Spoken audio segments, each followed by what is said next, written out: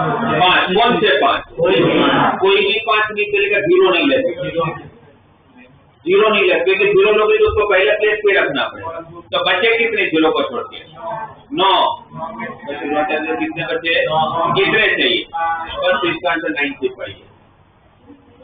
आप बस 5 number select कर सकते हो, तो अरेंज नहीं कर सकते। जो भी 5 नंबर मैंने सिलेक्ट उसमें जो सबसे छोटा होगा इसको दूंगा, जो उससे बड़ा होगा इसको दूंगा, जो उससे बड़ा होगा इसको दूंगा, जो उससे बड़ा होगा इसको दूंगा, जो सबसे बड़ा होगा इसको दूंगा। इसका लॉजिक, कितना लॉजिक नहीं चलेगा।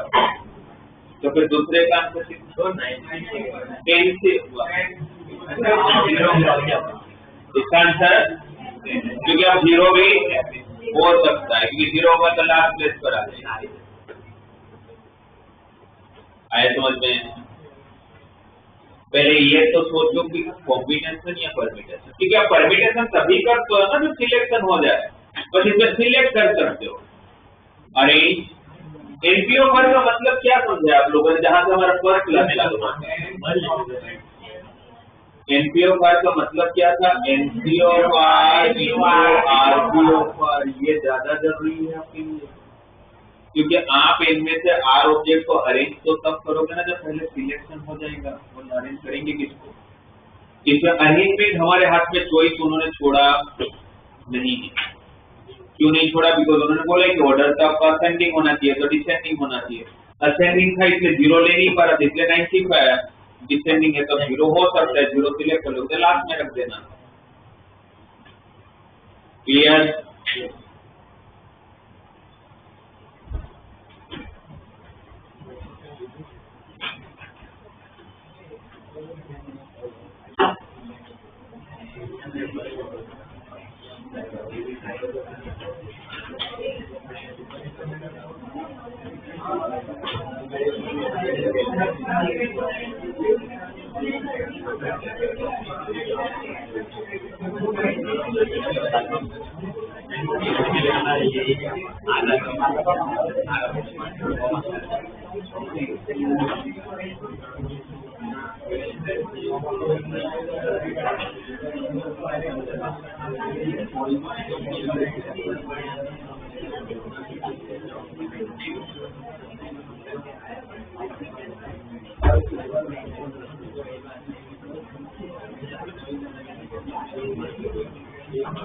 ठीक है, यहाँ पर ध्यान दो सब लोग, यहाँ पर ध्यान दो सब लोग। ये आप लोगों का पीएनसी तो जैसे करते ही रहना, तो रुकना ही नहीं है ना। तो आपको जब भी टाइम मिले आपको पीएनसी करने, नेक्स्ट क्लास में इसके आगे के और 30-40 क्वेश्चन डिस्कस करेंगे, तो करिए उसको। अब देखो नेक्स्ट जो चैप्टर्स में आपको अलजेब्रा का डिस्कस करने जा रहा हूँ, ये मेरे हिसाब से अलजेब्रा का बोल सकते हो कि एक थोड़ा सा सिंपल चैप्टर है, कंपैरेटिव पीएनसी तो ज्यादा ही सिंपल है। पीएनसी में तो कहते हैं लॉजिक बहुत अच्छा होना चाहिए, और वो भी जेडब्ल्यू लेवल की जब बात होती है।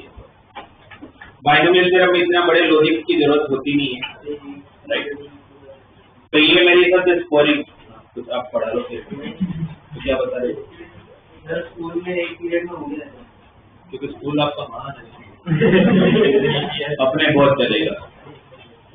अभी इस चैप्टर का पर्पस समझते हैं। जैसे परम्यूटेशन कॉम्बिनेशन का पर्पस था कि भाई कोई भी क्वेश्चन जो लॉजिकल क्वेश्चन है उसको सोल्व करने के लिए पीएनसी चाहिए। अच्छा, जब पीएनसी कर लिया तो आपके दो चैप्टर हो गए, प्रोबेबिलिटी भी हो गया। क्योंकि आप मुझे बताओ पीएनसी और प्रोबेबिलिटी में क्या डिफरेंस है? प्रोबेबिलिटी क्या होता है? What is probability? प्रोबेबिलिटी जो है basically it's a ratio of the desired outcome and total outcome, favourable outcome and total outcome. अगर मैं आपसे पूछूं कि आपके पास 1 2 3 4 5 डिजिट का नंबर बनाना है विदाउट रिपीटेशन, राइट? जितने भी नंबर बनेंगे रैंडमली मैं उसमें से एक नंबर सिलेक्ट करूंगा, वो नंबर 2 का डिविजिबल होगा, उसकी प्रोबेबिलिटी कितनी है?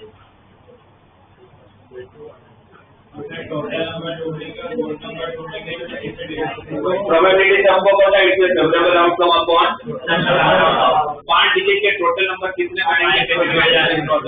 तो 120 क्या हुआ आपका टोटल आउटकम, तो डिवाइड में आएगा तो 120 फाइंड करने के लिए आपने किसको यूज किया? परम्यूटेशन कॉम्बिनेशन किसको यूज किया?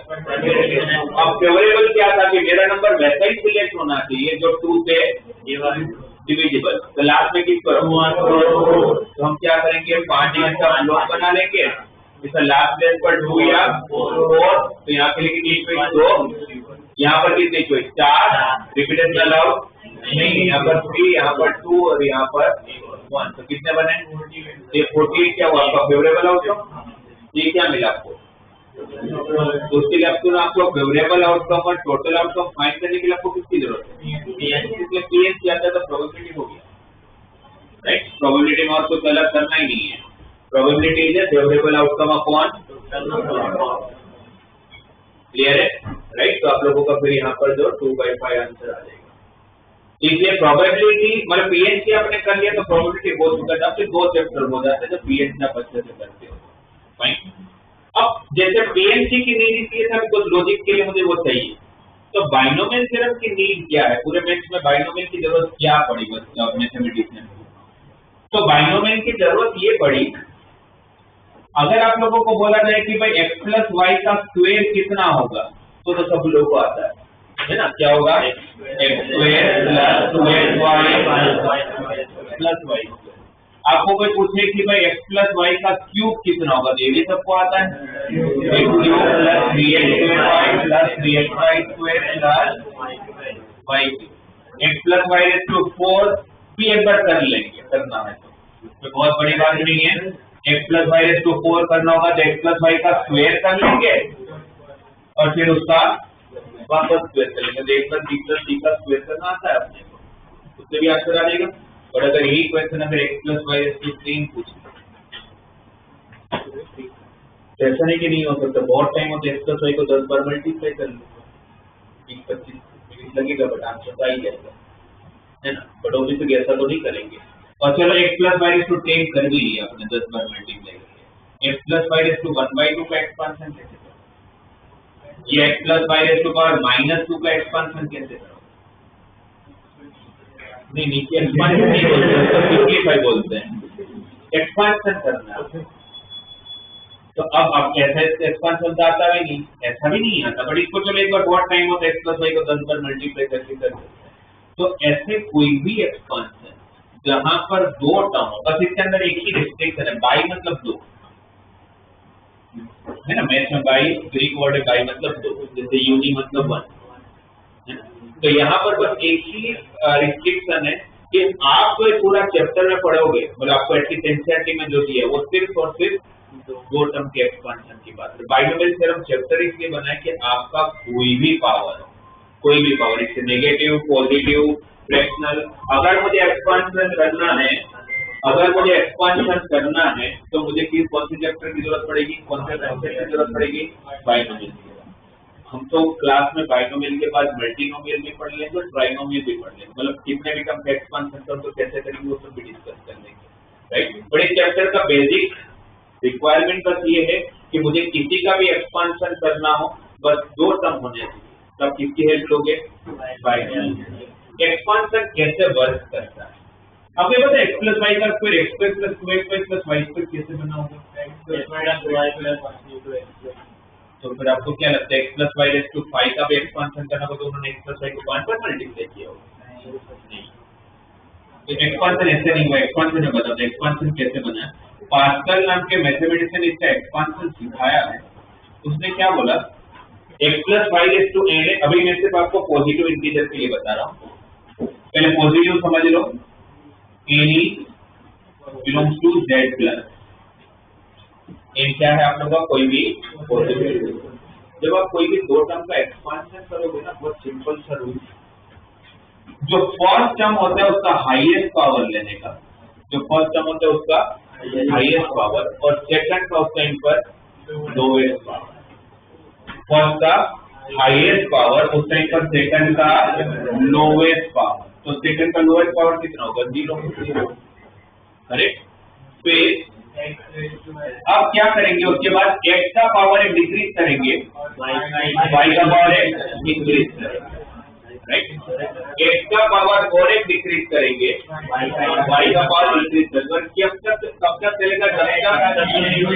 क्योंकि डिक्रीज होते होते कभी तो ऐसा होगा ही ना कि जब x का पावर 0 पहुंचेगा, और x जब 0 पे पहुंचेगा उस टाइम पर सेकंड टर्म का मैक्सिमम पावर पहुंचेगा।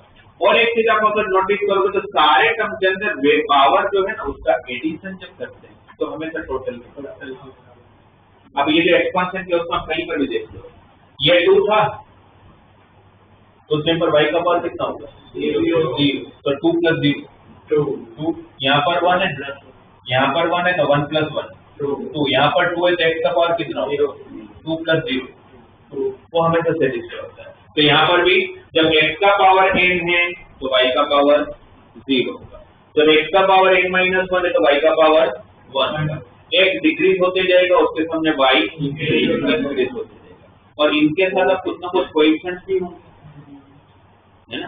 वो कोएफिशिएंट कैसे वर्क करता है? तो पास्कल रूल के हिसाब से इसका जो कोएफिशिएंट होता है ना सारे उसके जो पैटर्न है वो इसी तरह से होता है। पहला जो कोएफिशिएंट होता है वो हमेशा NC0, पहला कोएफिशिएंट NC0, दूसरा कोएफिशिएंट NC1, तीसरा कोएफिशिएंट तो ऑब्वियसली जब वो NC0 से चालू हुआ तो बढ़ते बढ़ते बढ़ते बढ़ते कहाँ खत्म होगा? मैक्सिमम NCn ही हो सकता है, वहां पर आपकी सीरीज। इस एक्सपांशन में टोटल नंबर ऑफ टर्म्स कितने हैं? n+1। NC0 से चालू हुआ तो खत्म कहाँ हुआ? NCn पे। तो 0 से चालू की कहाँ तक गए? निकल के जब आप एक्सपांशन करते हो तो जितना पावर हो, ये मैं पॉजिटिव की बात कर रहा हूँ, ये फ्रैक्शनल की बात नहीं हो रही है, नेगेटिव की बात नहीं हो रही है, ये सिर्फ और सिर्फ पॉजिटिव पावर के लिए बात हो रही है। जितना आपका पावर होता है आपके एक्सपांशन में एग्जैक्टली 1 ज्यादा टर्म। अब देख लो ना वहां पर तो स्क्वायर था तो एक्सपांशन में कितने? 3। जब आपके पास 3 था तो एक्सपांशन में कितने टर्म? 4। जितना पावर होगा आपके एक्सपांशन में एग्जैक्टली 1 टर्म ज्यादा। ठीक है, ये समझ में आ गया। बहुत सिंपल सा, NC0 से चालू करना है, काम खत्म करना है NCn से खत्म करना है। इस पूरे को लिखना है, इतना सीरीज कौन लिखेगा? तो इसको सिग्मा के फॉर्म में लिख लेते हैं। सिग्मा के फॉर्म में लिखूंगा तो इसका पैटर्न आपको समझ में आ रहा है। x का power NC of r, r start from 0 till n, r 0 से चालू हो रहा है, कहाँ तक जा रहा है? n तक। अब और एक चीज नोटिस कर लो, यहाँ पर जो NC of ये है ना 0 है तो यहाँ पर y का पावर भी 0, यहाँ पर 1 है तो y का पावर भी 1, यहाँ पर 2 है तो y का पावर भी 2 है। तो अगर यहाँ पर r है तो y का पावर r, इन दोनों का एडिशन मिलके कितना होता है? n। तो अगर y का पावर r है तो x का पावर n। ये आपका x + y का एक्सपांशन, ये आपका x + y n का एक्सपांशन। ठीक है, दो चीजें, एक्सपांशन जैसे वर्क करता है वो पैटर्न एक तो ध्यान रखना है, जितना पावर उससे एकदम ज्यादा हमेशा। दूसरा, इन दोनों का जब भी आप एडिशन करोगे x का पावर पर y का पावर का तो हमेशा किसके बराबर होगा? n के बराबर। हमेशा किसके बराबर होगा? n के बराबर। क्लियर? आपको इनिशियली आपकी टेक्स्ट बुक में जो कोई पूछता नहीं है बट टेक्स्ट बुक के हिसाब से अगर आपको बोले कि x² - 1/2x⁵ का एक्सपांशन बताओ, ये आपकी टेक्स्ट बुक की फर्स्ट एक्सरसाइज में ऐसे क्वेश्चन दिए, x² - 1/2x का पावर 5 का एक्सपांशन करना, कितना पावर है? 5। शाम कितने होंगे? आपको पूरा एक्सपांशन लिखना है। 5 से 0 से चालू करोगे उस टाइम पर x² का कितना पावर? मतलब बच्चे उसमें भी कंफ्यूजन, आपने जो बोला था y है तो y है ही नहीं, अरे तो वो y पर तो वेरिएबल तो कुछ भी देंगे ना। तो ये आपका x है, ये आपका y है, और मैंने जो एक्सपांशन बताया उसमें बीच में प्लस भी था, इसमें बीच में माइनस भी होगा। तो आपके साथ एक्सपांशन में क्या फर्क पड़ता होगा अगर प्लस की जगह पर minus? Plus minus plus minus plus minus, क्योंकि अगर यहाँ पर प्लस की जगह पर माइनस वाई होता तो यहाँ पर मैं -y लेता, तो -y का पावर 0 सेम, बट -y का पावर 1 माइनस, यहाँ पर भी ओड पावर होगा वो माइनस आ जाएगा, सही है।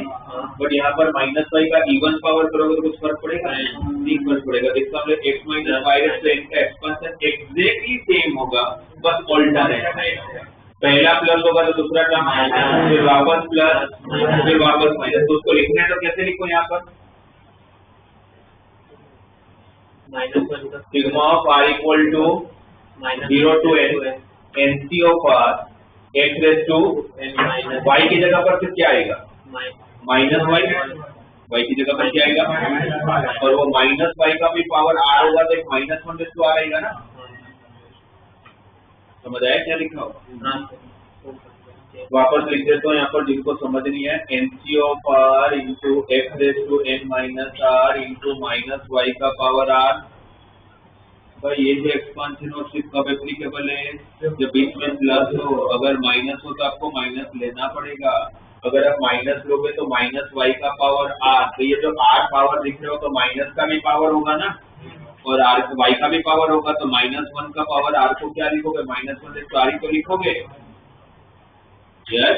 और वो माइनस का जब ओड पावर लोगे तो आपका आंसर नेगेटिव में आएगा, -1 का जब इवन पावर लोगे तो प्लस। तो दोनों के एक्सपांशन में सिर्फ क्या डिफरेंस है बीच में प्लस है तो सारे टर्म प्लस और बीच में माइनस हो तो पहला प्लस दूसरा माइनस। मेरे हिसाब से इसको याद करने की कोई जरूरत नहीं, वैसे समझ आता है। तब इसका एक्सपांशन मुझे बताओ n कितना तो NC 0 x का पावर n उस टाइम पर y का पावर 0 उस टाइम पर y का पावर 0 बीच में माइनस है तो नेक्स्ट टर्म माइनस लूंगा फिर 5c1 x स्क्वायर का पावर उस टाइम पर 1/2 x का पावर 1। उसके बाद नेक्स्ट टर्म अब बोलो मैं लिखता हूँ 5c2 x स्क्वायर का power 3 2 minus 5c3 x square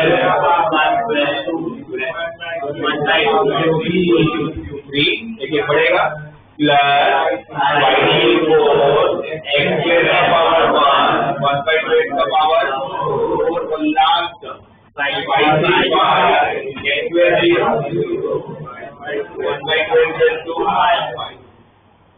ये छह टर्म हो गए एक्सपांशन के। अब वो छह टर्म सिंप्लीफाई करूंगा तो 5c0 की वैल्यू 1 x स्क्वायर का power 5 x plus 10 5c1 5 divide by 2 भी है तो 5/2 x का पावर 8/x तो x प्लस 7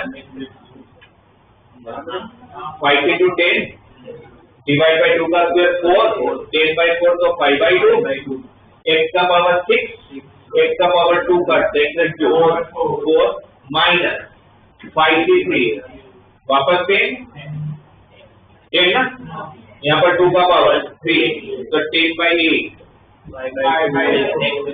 5/4 x का पावर 4 x का पावर 3 तो क्या बचा x प्लस यहाँ कौन से 5c4 2 raised to 4 60 5/60 x का पावर 2 x का पावर 4 5/16 x पर इंटू माइनस सबसे लास्ट 5c5 1 2 raised to 5 32 ये तो वही होगा और x raised to 5 तो -1/32 raised to power 5। देख लेते टोटल कितना टर्म बने 1 2 3 4 5 6 6 बनने चाहिए तो 6 बन गए। क्यों 6 बनने चाहिए था क्योंकि पावर 5 है नंबर ऑफ टर्म्स एक ज्यादा और कोई कुछ ऐसा क्यों क्योंकि NC 0 से चालू होता है खत्म का होता है सिंपल एक्सपेंशन तो बीच में प्लस हो तो सारे टर्म प्लस बीच में माइनस हो तो पहले का पावर डिक्रीज करते जाने का दूसरे का पावर इंक्रीज। इसमें किसी को भी नहीं करो इतना है समझ में पहले इतना लिखो फिर मैं इसके बाद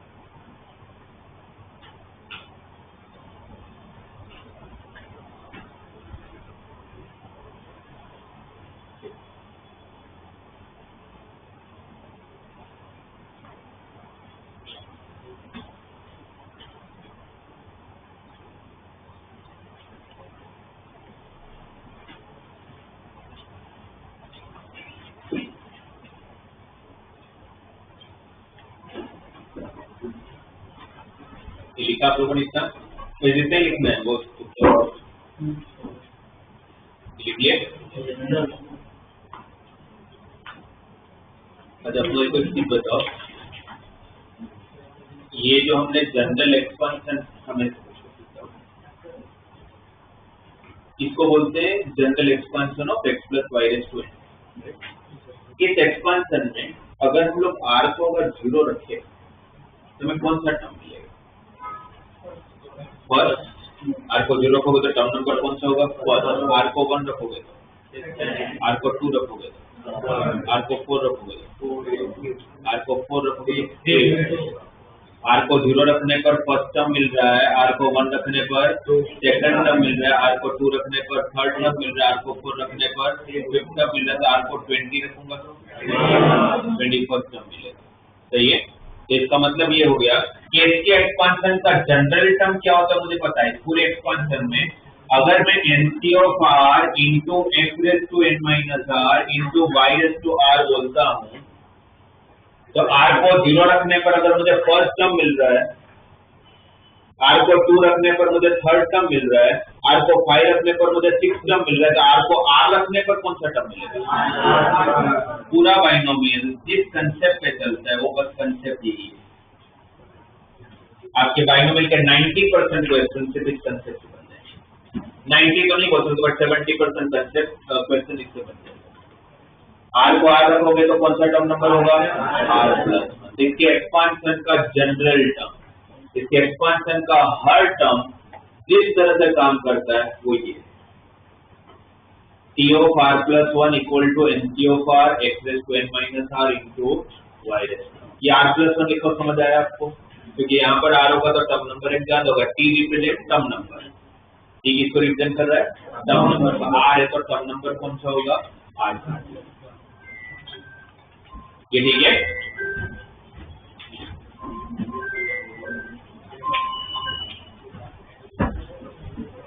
और जब आप लोगों को ये नहीं समझ में आ रहा होगा कि जब x प्लस वाई का क्यूब बनाया होगा तो हमें ऐसा लगता है कि x प्लस वाई को 3 बार मल्टीप्लाई करके बनाया होगा, और ऐसा नहीं होगा। यहाँ का फर्स्ट टर्म क्या होगा इसके एक्सपांशन का? कोएफिशिएंट क्या होगा यहाँ का? 3c0 कोएफिशिएंट 3c0 कितना होता है? 1। उसके बाद होगा 3c1 3C1 क्या होता है 3, उसके बाद होगा 3C2, वो भी 3 होता है, उसके बाद होगा 3C3 को 1 होता है। फिर x का हाईएस्ट पावर से चालू क्या होगा, x का पावर जब 3 होगा तो y का पावर 0, तो y/0 1 होता है तो लिखा नहीं है।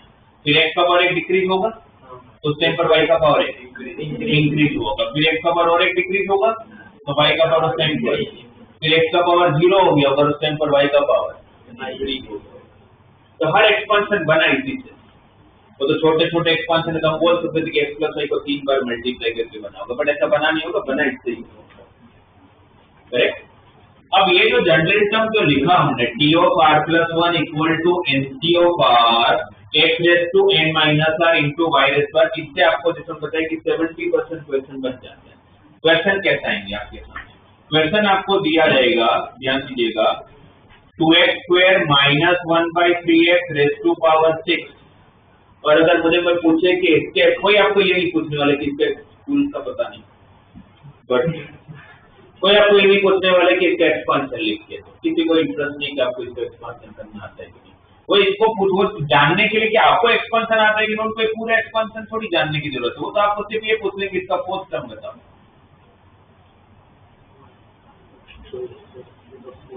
तो फोर्थ टर्म बताने के लिए पूरे एक्सपांशन थोड़ी ना लिखूंगा, ठीक है। फोर्थ टर्म बताने के लिए अगर पूरे एक्सपांशन लिखूं तो कितने टर्म लिखने पड़ेंगे, 7, ठीक है। पावर 6 तो एक्सपांशन में कितने टर्म है, फिर उसमें से आप फोर्थ टर्म ढूंढ के दोगे। पर अगर मुझे ये कंसेप्ट पता है तो मैं ढूंढूंगा ही नहीं, मेरे को क्या काम है पूरे एक्सपांशन, मुझे कौन सा टर्म फाइंड करना है। अगर मुझे फोर्थ टर्म फाइंड करना है तो मुझे r को क्या लेना पड़ेगा, 3। अगर मुझे फोर्थ टर्म फाइंड करना है तो r को क्या लेना पड़ेगा, 3। तो मैं सिर्फ इतना कर लूंगा, r is 3, fourth term is 3 plus 1, r कितना हुआ 3, n कौन है 6, क्या होता है general term nc of r, तो 6c of 3, x का काम कौन करेगा 2x square, उसका कितना पावर n minus r, उसका कितना power n minus r, y कौन है y कौन है y 1/3x नहीं, y minus 1/3x, y क्या है तो ये जो जनरल टर्म बताया मैंने प्लस के लिए बताया, इसलिए आपको अलग से एक्सपांड इसका जनरल टर्म मत याद करो, प्लस y आएगा तो माइनस y डाल देना, ठीक है ना, माइनस आएगा तो माइनस लेना है, उसका कितना पावर r, तो r कितना है 3, आपका जब फोर्थ टर्म आ गया। इसको सिंपलीफाई कर लेते हैं, 63 20, 6 minus 3 कितना होगा 3, 2 का क्यूब 8, माइनस का ऑड पावर माइनस 3 का क्यूब 27, करेक्ट।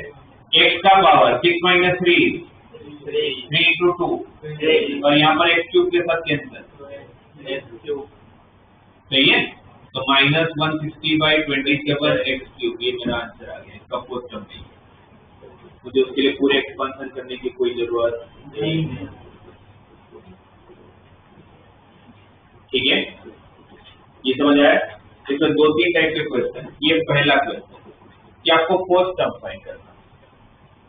अब इसका सेकंड क्वेश्चन ध्यान दीजिएगा, सेकंड क्वेश्चन है coefficient of x raised to power 5 find करके दो। क्या पूछा है, coefficient of x raised to 5 find करना है। अब इसका जब आप एक्सपांशन करोगे तो टोटल कितने टर्म आएंगे, अब वो जो 7 टर्म होंगे उसमें मुझे ये भी नहीं पता कि x raised to 5 आएगा कि भी नहीं है, हो सकता आता भी ना हो सकता आता हो, अपने को नहीं पता आएगा कि नहीं आएगा, राइट। और अगर आता है तो कौन से टर्म के अंदर आता होगा ये थोड़ी ना पता, राइट। इसका मतलब ये हुआ कि मुझे ये जनरल टर्म अप्लाई करने के लिए r ही नहीं पता। r कब पता चलता है, ये r क्या रिप्रेजेंट करता है, टर्म नंबर, r कहाँ से मिलता है, कितना r पता चल गया था, क्यों पता चले, क्योंकि आपका टर्म नंबर दिया हुआ था कि आपको फोर्थ टर्म फाइंड करने के लिए r कितना हुआ 3, आपको सेवन टर्म फाइंड करना तो r क्या होता है 6, आपको 10 टर्म पता करना होता किसी भी एक्सपांशन में r क्या होता है, और उसके लिए आपको एग्जैक्ट टर्म नंबर पता होना चाहिए ना। आपको क्या पता कि coefficient of x raised to 5 find करने के लिए x raised to 5 कौन से टर्म में आता होगा, वो तो पता ही नहीं है। इसका मतलब क्या हुआ कि मुझे r ही नहीं पता, कोई बात नहीं ना, आर नहीं पता, बाकी सब तो पता है, एक ही तो चीज नहीं पता। क्या नहीं पता आपको? आर तो नहीं पता, तो कोई बात नहीं, नहीं पता तो नहीं पता है, उसको ऐसे रहने देते हैं, आर ऐसे रहेगा क्योंकि पता ही नहीं, बट बाकी सब पता है। एन क्या है? ठीक है, आर क्या है नहीं पता है। एक्स कौन है? 2x स्क्वायर, उसका power n minus r, n 6 है। y कौन है? -1/3, उसका कितना पावर? r। करेक्ट। फिर क्या करने का आपको, जब r नहीं पता है उस केस में, अब वेरिएबल को अलग कर लो, सारे कांस्टेंट पे एक साथ कर लो। इसमें कांस्टेंट कौन कौन? 6r एक कांस्टेंट होगा, 2 का पावर 6 माइनस r एक कांस्टेंट होगा, -1/r एक कांस्टेंट होगा, डिवाइड बाय 3r भी एक कांस्टेंट होगा ना? ये सब कौन है? फिर वेरिएबल को साथ में x का पावर कितना? 12 माइनस 2r, 12 माइनस 2r, और डिवाइड में x का पावर कितना? वो x स्क्वायर डिवाइड में तो ऊपर जाएगा तो x का पावर क्या होगा? तो x का पावर कितना हो जाएगा टोटल? 12 माइनस 3। कोई समझे? काफी बच्चों को समझ नहीं है, लेकिन कहाँ से आगे x का पावर 12 माइनस 3 समझ आया सबको? तो यहाँ पर x का पावर ये 12 माइनस 2r हुआ था, फिर ये तो r डिवाइड में था, वो ऊपर गया तो x का पावर -r हुआ। बेस सेम है तो पावर का क्या होता है? एडिशन। तो 12 माइनस 2r माइनस r, तो क्या हो जाएगा? तो x का पावर 12 माइनस 2r था, divide by x to r था, वो x टू r ऊपर गया तो x टू माइनस r हुआ। इनका एक्सपोनेंट वीक होगा, उनके लिए ये सब बेस सेम होता है तो पावर पर क्या होता है? एडिशन। क्लियर? अब जो पूछा उसका है, पूछा क्या था मेरे को क्वेश्चन? किसका क्वेश्चन ढूंढना है? किसका क्वेश्चन ढूंढना है? अभी x का पावर कितना है? वहां पर आपको क्या चाहिए? 5, क्योंकि किसका क्वेश्चन ढूंढना है? आपकी प्रॉब्लम का आर ही नहीं पता, यही तो प्रॉब्लम है आपका। पूरे क्वेश्चन में प्रॉब्लम क्या है? आर नहीं पता, तो पता चल जाएगा ना। 12 माइनस 3r को किसके इक्वल होना पड़ेगा? 5। इस क्वेश्चन के हिसाब से आपको तो किसका क्वेश्चन ढूंढना है? x टू 5 का, तो मुझे पावर को किसके साथ इक्वेट करना पड़ेगा? 5 का। अगर x टू 6 का क्वेश्चन ढूंढना तो किसके साथ इक्वेट करता? 6 के साथ, जो भी पूछा है। अब 12 माइनस 3r अगर 5 आया तो 12 माइनस 5 क्या होगा? 7। 7 इक्वल टू 3r, तो r क्या है? r क्या रिप्रेजेंट करता है? क्या टर्म नंबर कभी पॉइंट में हो सकता है? क्या टर्म नंबर कभी नेगेटिव हो सकता है? क्योंकि r की वैल्यू हमेशा कैसी वैल्यू? पॉजिटिव और 0 हो सकता है, पर r 0 हो सकता है। फर्स्ट टर्म के लिए r 0 होगा। r नॉन नेगेटिव इंटीजर होगा। r कौन होगा? Non negative integer. 0 होगा या तो कोई पॉजिटिव होगा, फ्रैक्शन में नहीं हो सकता और नेगेटिव में। तो इसका क्या मतलब हुआ? आपकी अगर पॉइंट में आए इसके एक्सपांशन में 7 टर्म होंगे और इस 7 में से एक भी टर्म ऐसा होगा जिसमें होगा। इसका आंसर क्या लिखा होगा कि टर्म डज नॉट एग्जिस्ट और क्वेश्चन इक्वल टू 0। कुछ भी लिखोगे दोनों बात एक ही है। क्वेश्चन 0 होने का मतलब कम ही नहीं है ना। सही है? समझ आया? आया समझ में? ये सेकंड क्वेश्चन। इसी का थर्ड क्वेश्चन, इसी मुझे चाहिए टर्म इंडिपेंडेंट ऑफ एक्स।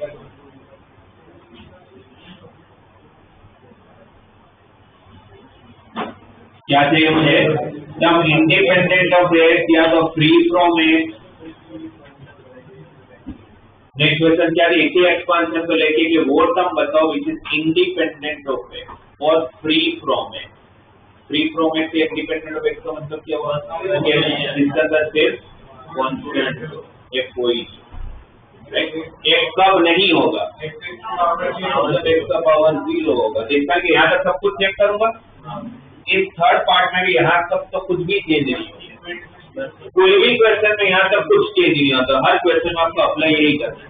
किसी में आर पता होगा, किसी में आर नहीं पता होगा। मोस्ट ऑफ द आर नहीं पता होगा, आपको पता करना पड़ता होगा। राइट? तो बस इतना करूंगा, यहाँ तक सेम आ जाऊंगा। अब x का मतलब टर्म इंडिपेंडेंट ऑफ एक्स का मतलब क्या है? एक्स का पावर कितना? 0। ये जब स्क्वायर माइनस 3 आ रहा है तो उसको किसके साथ इक्वल होगा? तो r इक्वल टू पॉसिबल है। इसका मतलब क्या कि इसके एक्सपेंशन में जो फिफ्थ टर्म होगा r4 का टर्म नंबर कौन है? फिफ्थ टर्म के अंदर x का पावर 0 होगा विच इज इंडिपेंडेंट ऑफ एक्स। जब टर्म नंबर बताना हो तो फिफ्थ टर्म लिख के आ जाओ, 4 लिख के मत आ जाना। R4 है तो टर्म नंबर कौन सा होगा? और ऑप्शन में 4 देंगे वो कंफ्यूज करने के लिए, जल्दी ना गलती कर। R4 है तो टर्म नंबर कौन सा होगा? 5। और मोस्टली वो वैल्यू पूछेंगे आपको, सिर्फ R नहीं पूछेंगे, तो ठीक है ना। R4 आ गया, यहाँ पुट कर लेता हूँ 4 + 1 5, 4 + 1 5, R की जगह पर 4, तो 64 into 2 raised to power 6 minus 4 का 2 का स्क्वायर into -1 raised to 4 का 1 ही हो जाएगा, तो लिख नहीं रहा हूँ, डिवाइडेड बाय 3 raised to 4 और x का पावर तो 0 ही हो गया होगा, 0 के साथ ही तो इक्वेट किया। 64 और 62 सेम है, 62 का आंसर 15, 2 का स्क्वायर 4, तो 60/80। आया समझ में? क्लियर है सब?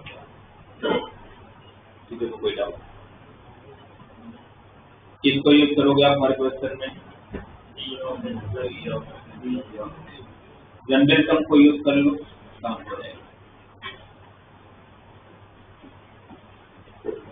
मैं यहाँ पर लिख रहा हूँ, फिर अब किसी को डाउट नहीं है ना, हो गया ना, फिर ऐसा ना कि मैं दूं और आपसे ना बने। क्लियर है सबका? मैं यहाँ पर लिख रहा हूँ, मुझे जो पूछ रहा हूँ उसका आंसर अपने नोटबुक में करके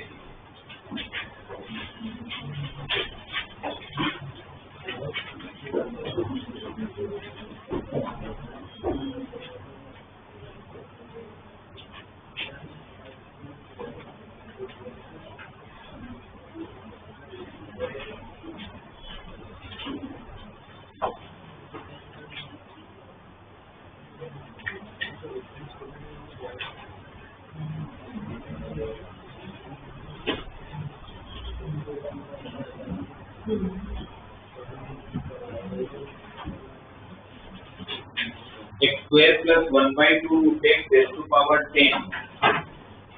मैं आपको फिफ्थ टर्म बताना है, इंडिपेंडेंट ऑफ एक्स बताना है और coefficient of x raised to 4 बताना है।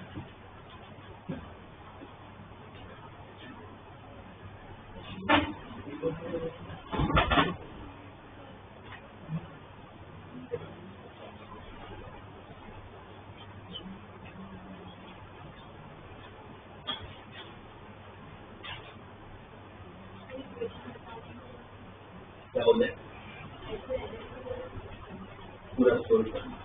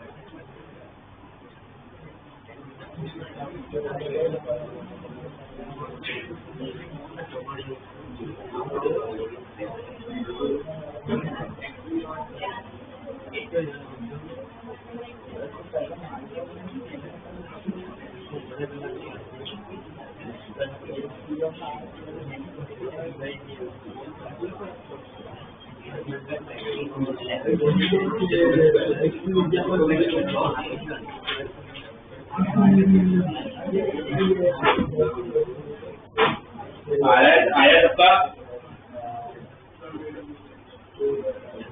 एक बार किसी का नहीं आ रहा तो मेरे को बताओ।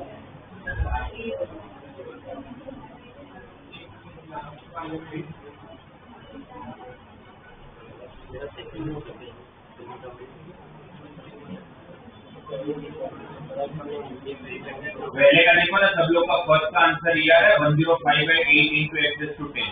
हाँ सर, सबको ये आ रहा है? हाँ सर। किसी का अगर ये नहीं आया वो आंसर तो मेरे को दिखा दो, क्योंकि ये बहुत बेसिक है। अगर यहाँ प्रॉब्लम है तो फिर आगे प्रॉब्लम आएगी, तो इसलिए किसी का डाउट भी तो मेरे को ये आया सबका? क्या है?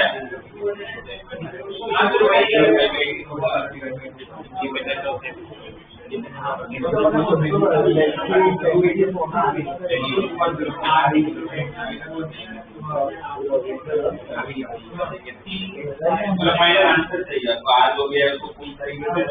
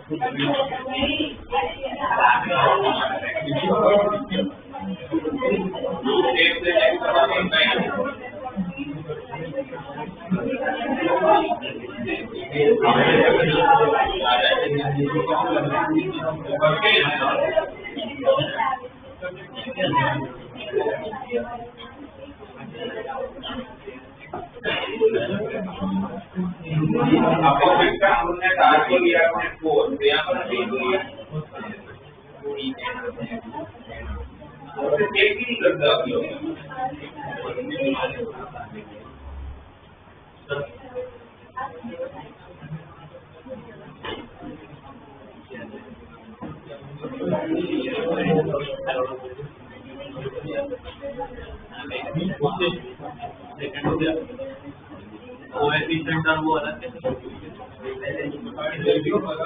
सेकंड वाले में इंडिकेशन में एक में आज होना है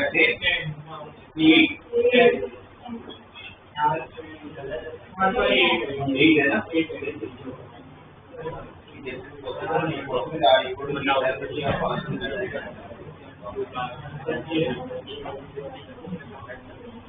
फर्स्ट आंसर ये सबका है, क्लियर, इसका नहीं है सबका आया। सेकंड में R8 आएगा जिसको फिर पुट करके वैल्यू भी फाइंड करोगे। यार R8 आया पहले तो R8 नहीं है, मतलब जनरल टर्म नहीं लगा। देखो यहाँ पर जिसका R8 नहीं है वो वाले बच्चे x स्क्वायर प्लस 1/2x। ध्यान देना यहाँ पर, क्योंकि ऑब्वियसली आपको ये नहीं पूछने वाले कि टर्म फाइंड करो, नॉर्मली ऐसे ही क्वेश्चन है जिसमें कोएफिशिएंट फाइंड करना होगा। अच्छा, मुझे सिर्फ इस क्वेश्चन में प्रॉब्लम क्या है, इसमें और इसमें ये नहीं पता है कि कौन से टर्म में आएगा। टर्म नंबर नहीं पता, इसलिए मुझे क्या नहीं पता, R नहीं पता। तो कोई बात नहीं ना, R नहीं पता, बाकी सब तो पता है। तो बाकी आप सब कुछ रख लो, TO R+1, ये एकदम दिमाग में फिट हो जाना चाहिए। n कौन है इसमें, 10। R कौन है नहीं पता। x कौन है, x स्क्वायर, उसका पावर कितना, 10 - y कौन है, 1/2। इसका कितना पावर, r, इसका कितना पावर, r पता ही नहीं है तो टेंसियो पावर कैसे रहेगा। ये ब्रैकेट ओपन करोगे तो x का पावर 20 - 2r। प्रॉब्लम बच्चों को यहाँ पर आती है, उनको ये पावर जो दिखते हैं ना वो सिर्फ x में लेते हैं, वो पावर सबका होगा। 1 का पावर r तो 1 ही होगा, 1 ही होगा ना। फिर ये 2 का पावर भी r होगा, कांस्टेंट साथ में ले लेता हूँ, ठीक है। डिवाइड में √x मतलब x का कितना पावर, कितना, उसका पावर r। ये एक्सेस तो r/2 ऊपर देगा, बेस में तो पावर का एडिशन, तो x का पावर कितना रहेगा, 20 - 2r - r/2 कितना रहेगा, 20 - 2r। ये ऊपर देगा तो माइनस होके जाएगा ना, ये क्लियर है। तो कितना ही मेन था, बाकी तो फिर जो भी पूछा है। सेकंड क्वेश्चन में उन्होंने पूछा था इंडिपेंडेंट ऑफ x चाहिए, तो यहाँ पर x का पावर कितना होना चाहिए, 0। तो हम लोग 20 - 2r - r/2 को किसके साथ इक्वेट, 0। थर्ड क्वेश्चन में x का पावर क्या चाहिए था, 4। तो इस पावर को किसके साथ इक्वेट, 20 - 2r - r/2 को किसके साथ इक्वेट, 4 के साथ। इसको सॉल्व करोगे तो 20 - 5r/2 इक्वल टू 0। तो 40 इक्वल टू 5r, तो r इक्वल टू 8। r 8 इसलिए पॉसिबल है। इसका इसके एक्सपेंशन में टोटल 11 टर्म होंगे। कैसे 11 टर्म होंगे, पावर 10 टर्म ज्यादा होगा। उस 11 टर्म में से जो 9th टर्म होगा ना, जो 9th टर्म वो एक कांस्टेंट टर्म, क्योंकि उसमें x का पावर कितना है, 0। r8 है तो टर्म नंबर कौन सा हुआ है, 9। अब यहाँ चेक कर लेते हैं, 20 - 5r/2 इक्वल टू 4 उस तरफ गया तो 16 इक्वल टू 5r/2, तो r इक्वल टू 32/5, जो पॉसिबल इसके एक्सपेंशन के 11 टर्म में से एक भी टर्म ऐसा नहीं है जिसमें x⁴ आता हो, तो पॉसिबल नहीं है।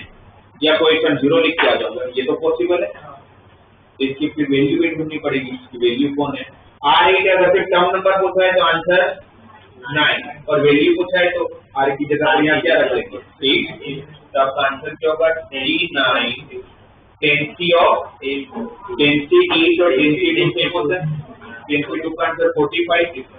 नीचे 2 का पावर 8 तो 56, राइट। और बस ये आंसर, बाकी देख का पावर 0 था। इसका आंसर 45/2 56, और थर्ड पॉसिबल नहीं, आंसर 0।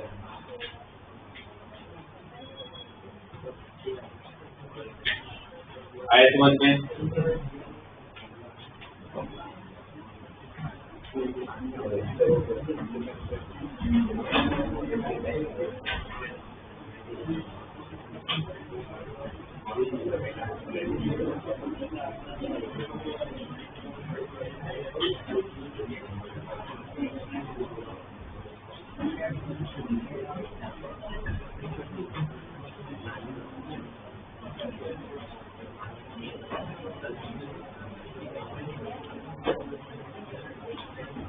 अब एक बार यहाँ देखो, ये क्लियर है ना सबका?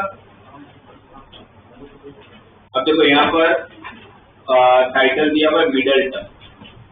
अब जब हम लोग मिडल टर्म ऑब्वियसली समझते कि मुझे मिडल टर्म फाइंड करने की बात कर रहे हैं, जब आप मिडल टर्म फाइंड करने की बात करेंगे तो उसमें आपको दो बात ध्यान रखनी है। x plus y raise to n, तो ये जो पावर एन होगा उसको लेके दो पॉसिबिलिटी होगी, एन या तो ओड होगा या तो एन इवन। अगर एन ओड हुआ, अगर एन ओड हुआ तो टर्म्स कितने होंगे?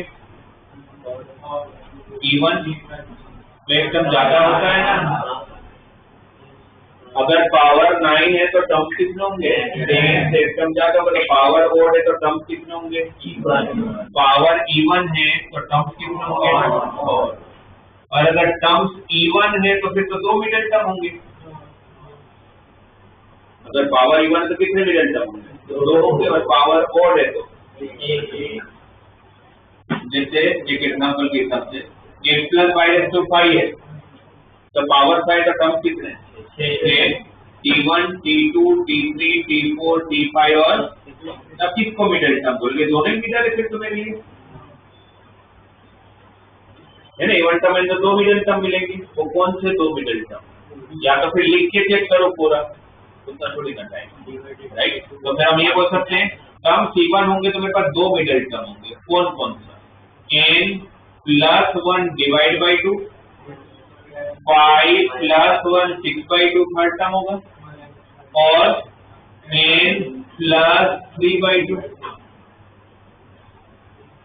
जैसे इसमें n कौन है? एग्जाम्पल के साथ 5, तो 5 प्लस 3 8/2।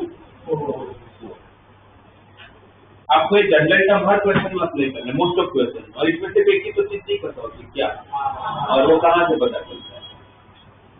जब नंबर में कहाँ से पता चलता है?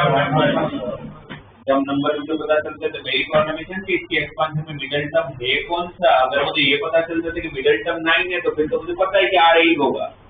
प्रॉब्लम तो वही नहीं पता ना कि टर्म कौन सा है। तो ये आपके टर्म्स नंबर हो गए जो आपके मिडिल टर्म होगा। पर कब की बात कर रहा हूँ? when n इक्वल टू, और अगर a नोट होगा तो टर्म कितने होंगे? C1। टर्म C1 होंगे तो कितने मिडिल टर्म देगा? दो। कौन से देगा वो दो मिडिल टर्म? एक n प्लस 1/2 और एक n प्लस 3/2। क्लियर? अगर यही पावर अगर 5 की जगह 6 होता तो टर्म कितने होते हैं? 7। अगर 7 टर्म होंगे तो फिर मिडिल टर्म एक ही होगा। कौन सा? 4। तो फिर इस केस में आपका मिडिल टर्म कौन सा हो जाएगा? इस केस में आपका मिडिल टर्म हो जाएगा n/2 प्लस 1 टर्म, या n प्लस 2/2 टर्म। कैसे विचार करते हैं? जैसे n अगर 6 है तो 6/2, 3 प्लस 1 4 टर्म मेरा मिडिल टर्म। क्लियर? पॉसिबिलिटी दो ही बनने वाली है। कौन कौन सी दो? या तो पावर ओड होगा या तो पावर इवन होगा। अगर पावर ओड हुआ तो टर्म इवन होंगे। टर्म इवन क्यों होंगे? क्योंकि एक टर्म ज्यादा होता है। तो पावर टर्म इवन होंगे तो दो मिडिल टर्म होंगे। कौन कौन से? n प्लस 1/2 है, n प्लस 3/2। पावर इवन हुआ तो टर्म कितने होंगे? और तो कितने मिडिल टर्म होगा? एक ही। कौन सा? n/2 plus 1। आपको क्वेश्चन कैसे फ्रेम होंगे? आपको दे दिया जाएगा कि 3x³ minus 1/4x rays to power 8 के एक्सपेंशन का मिडिल टर्म फाइंड करो। तो बोल देंगे कि इसका मिडिल टर्म फाइंड करो। तो आपको देख लेने का पावर क्या लिखा? इवन। ओड इवन पे बात करनी है। पावर क्या लिखा? इवन। तो टर्म्स कितने होंगे? और टर्म्स ओड होंगे तो आपको कितने मिडिल टर्म चाहिए होंगे? और एक ही मिडिल टर्म होगा। कौन सा होगा मिडिल टर्म? कैसे पता करेंगे? तो हमने देख लिया 8/2 प्लस 1 टर्म। तो कौन सा टर्म हो गया? Fifth term. फिफ्थ टर्म ना? और फिफ्थ टर्म फाइंड करने के लिए आपको क्या लोगे? 4। तो क्या हो जाएगा? 84। क्या है फिर वो general term? NCO x raise to power n minus r into y raise to power r। Correct? फिर इसको सोल्व करें तो 8470, 3 का power 4 81 divided by 4 is to 4 256 minus 1 power plus x का पावर 4 3 जा 12 और 4 कैंसिल से x का पावर 8, फिर जो भी आता होगा सिंपलीफाई। एक बार आपको ये पता चल जाता है कि टर्म कौन सा ढूंढना है, फिर तो हर एक में यही लगाना है, फिर क्या टेंशन। KPL मिडिल टर्म वाला देख लेने का पावर क्या है और या इवन है उसकी बराबर है ये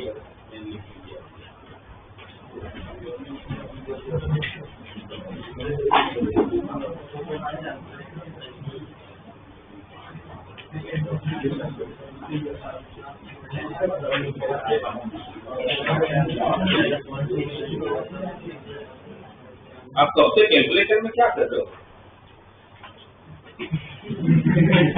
ढूंढ रहे क्या कर रहे हैं आप? कौन से बोर्ड को बिलोंग करते हैं? कौन से बोर्ड अलाउड है कैलकुलेटर? कैसे क्यों लेकर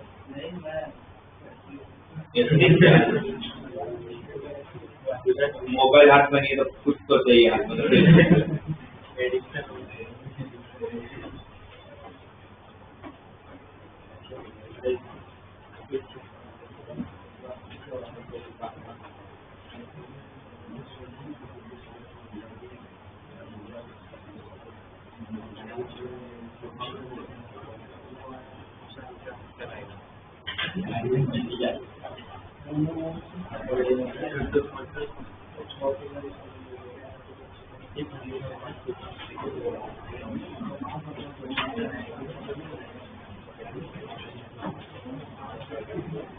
लिखा और इसका प्रैक्टिकल एप्लीकेशन जैसे आपको कोई पूछे अब क्योंकि कैलकुलेटर अलाउड नहीं है सीबीएसई वालों को, अब आपको पूछे 99 फाइंड करके तो 99 5 बार तो करने जब बहुत टाइम होगा तो क्या करूँगा बाई डिवाइड के हाइस्ट लूंगा 99 को क्या लिख लूंगा 100 माइनस 1 100 का तो कोई भी पावर करना आता है अपने को है ना। कोई बोले कि 102 raised to 4 फाइंड करना है 102 raised to 4 फाइंड कर तो क्या कर जाएगा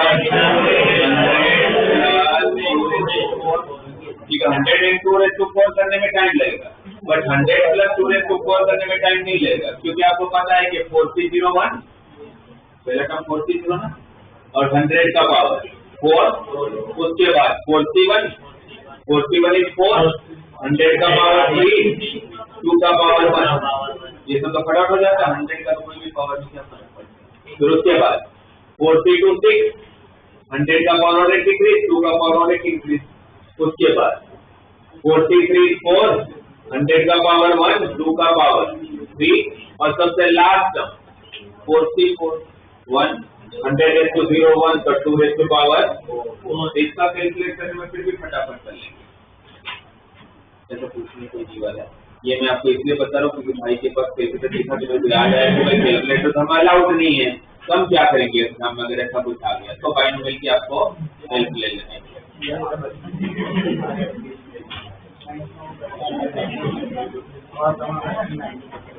ठीक है। इसके बारे में नेक्स्ट क्लास में डिस्कस करूंगा फिर इसको काम करना चालू करेंगे।